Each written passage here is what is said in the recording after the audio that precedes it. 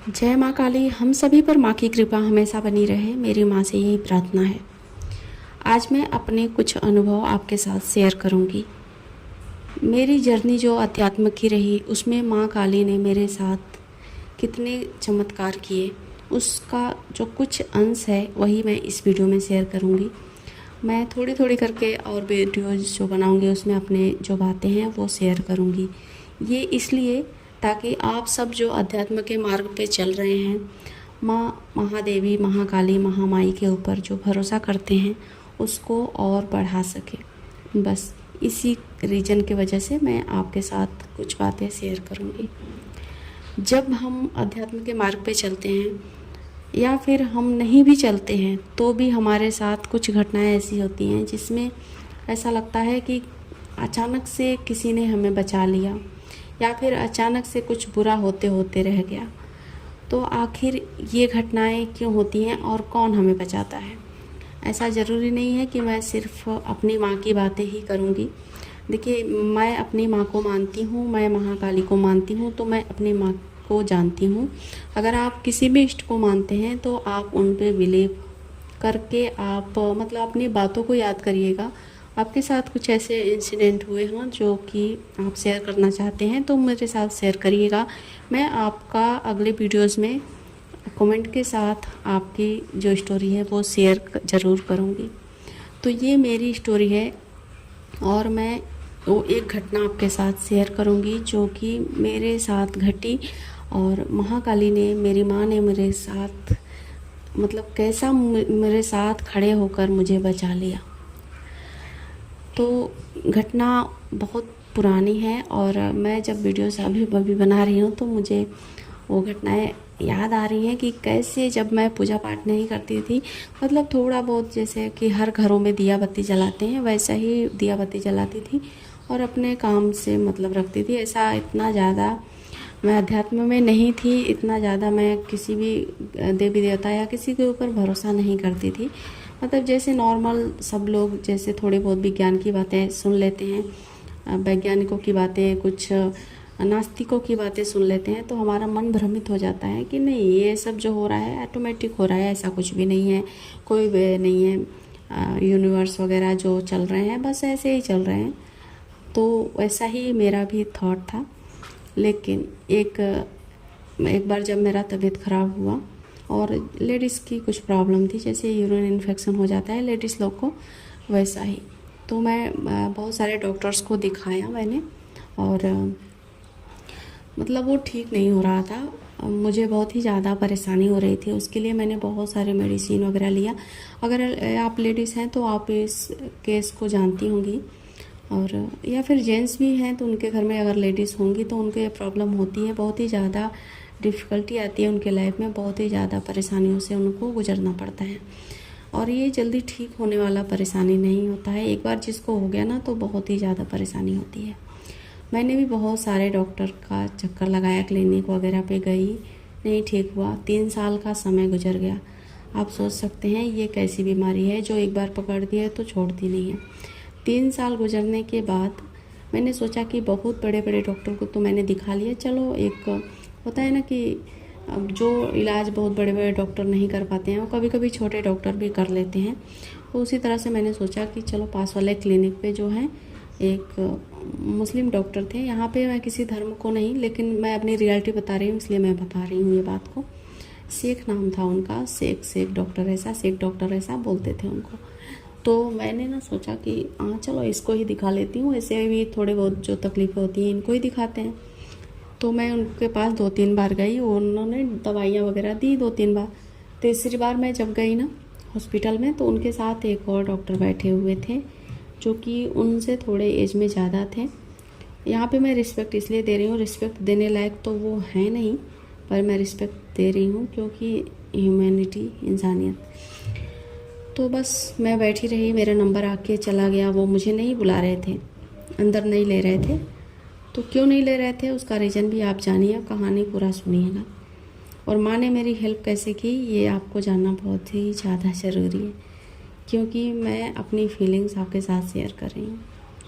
तो सबके नंबर्स आते चले गए। नंबर उस दिन इतने ज़्यादा थे कि आप विश्वास नहीं करोगे। जिस क्लिनिक पे मुश्किल से 6-7 लोग ही रहते थे, या फिर बहुत रहेंगे तो 10-15। उस क्लिनिक पे सुबह के टाइम से लेकर दोपहर के 2 बजे तक इतनी भीड़ पता नहीं कहाँ से इतनी भीड़ आ रही थी कि नंबर ख़त्म ही नहीं हो रहे थे। और वो डॉक्टर मुझे अंदर भी नहीं ले रहे थे, जबकि मेरा नंबर कब का आके जा चुका था। फिर मैं उठ के गई डॉक्टर के पास, तो क्या बोलते हैं डॉक्टर कि आपका कुछ पर्सनल प्रॉब्लम है ना, इसलिए हम लोग रुके हैं ताकि क्लिनिक खाली हो जाए, फिर हम आपको अच्छे से चेक करके फिर दवाइयाँ देंगे। जब ये बातें मैं सुनी, आज भी मेरे रोम सिहर उठते हैं कि उस समय क्या से क्या हो जाता अगर माँ ने मेरी हेल्प नहीं की होती। उस दिन की घटना मुझे आज भी याद है कि वो कौन सा दिन था कि इतनी पब्लिक, इतने मरीज उस क्लिनिक पे, छोटे से क्लिनिक पे इतने सारे मरीज आ कहाँ से रहे थे। मतलब नंबर ख़त्म होने का नाम ही नहीं ले रहा था। अगर समझिए आप उस दिन कम नंबर होता, कम मरीज आते तो मेरे साथ क्या हो जाता था। फिर डॉक्टर ऐसा बोल के मुझे बिठा दिए। फिर जब मैं बैठ गई, अब मेरा बच्चा भी था उस समय, 3 साल या फिर 2.5 साल का रहा होगा। फिर मैं बैठ गई, फिर मन में सोचने लगी कि आज तक मैंने जितने भी इलाज करवाए, लेडीज़ डॉक्टर हुआ करती थी या फिर डॉक्टर मुझे मेरी बातों को सुनकर ही दवाई देते थे, ये क्या ऐसा 2 लोग बैठे हैं। वैसे तो 2 लोग क्लिनिक में नहीं रहते हैं, 2 डॉक्टर, एक ही डॉक्टर हमेशा रहता है। छोटा सा तो क्लिनिक है, तो इसमें 2 डॉक्टर बैठे हैं, वो भी मेरा वेट कर रहे हैं कि क्लिनिक पूरी तरह से खाली हो जाए, मरीज ख़त्म हो जाए। और मतलब वो डॉक्टर मुझे पहले से जानते थे, मैं उनका रेगुलर मतलब बेसिक पे उनके यहाँ पे इलाज के लिए जाती थी। और मेरी उस समय एज 22 साल की तो रही होगी, उससे ज़्यादा नहीं, क्योंकि मेरा बाबू था ना 20 साल पे ही, मेरी एज 20 साल की थी तभी हुआ था, तो 22-23 साल की मैं रही होंगी। तो मेरे माइंड में ना कुछ अलग ही वो लोग का जो मेंटालिटी थी ना, मैंने समझ लिया। फिर मैं वहाँ से चुपचाप से उठी और घर पे आ गई। मैंने कोई इलाज नहीं करवाया, कुछ नहीं, उनसे बिना पूछे ही मैं वहाँ से उठ के चली आई। उसके बाद से कुछ दिन, आप ध्यान दीजिएगा, कुछ दिनों के बाद उनका जो न्यूज़ मिला, उनके ऊपर केस हुआ। अदर लेडीज़ ने केस करवाया था सेक्सुअल हरेसमेंट का उन डॉक्टर के ऊपर, जो सेक्स डॉक्टर थे। मतलब उनका जो उस दिन रोकने का मुझे जो मतलब था, पर्पस था, आप समझ गए होंगे मैं क्या कहना चाहती हूँ। और मैं ये अपना जो पूरा का पूरा जो मेरा बचने का क्रेडिट है, मैं अपनी माँ को देना चाहूँगी, माँ काली को देना चाहूँगी, क्योंकि माँ ने उस दिन आश्चर्यजनक घटनाएं की। इतने सारे मरीज वहाँ पे आए, पता नहीं कहाँ से, जो कि कभी नहीं आते थे इतने मरीज। सुबह के 9:30 बजे से बैठे बैठे 2 बज गए और मरीज ख़त्म होने का नाम नहीं ले रहे हैं। आखिर इतने सारे मरीज उसी दिन क्यों? फिर मैं उठ के चली आई बिना कुछ मतलब डॉक्टर को बताए। मेरे दिमाग में एक थॉट आया कि नहीं, कुछ तो गलत है, मुझे नहीं दिखाना है डॉक्टर को। मैं उठ के चली आई। अगर सोचिए माँ ने मेरी सहायता नहीं की होती, मैं उठ के नहीं आई होती, वो सारी घटनाएं नहीं होती, तो क्या हो जाता था, ये सोचकर आज भी सिहरन-सी हो उठती है। तो ऐसे ही देवी देवता चमत्कार करते हैं। ऐसा नहीं कि चमत्कार जैसा आप जादू शो टीवी सीरियल में देखते हैं, ऐसा कुछ नहीं होता है। हमारे साथ अगर हम गहराई में उतरकर अपनी ही घटनाओं को याद करें, अपनी ही घटनाओं को देखें, तो उसमें बहुत सारे चमत्कार होते हैं। जब हम भगवान को नहीं मान रहे होते हैं, जब हम अपने इष्ट को नहीं जान रहे होते हैं, तो भी वो इष्ट हमारी रक्षा करते हैं निस्वार्थ भाव से।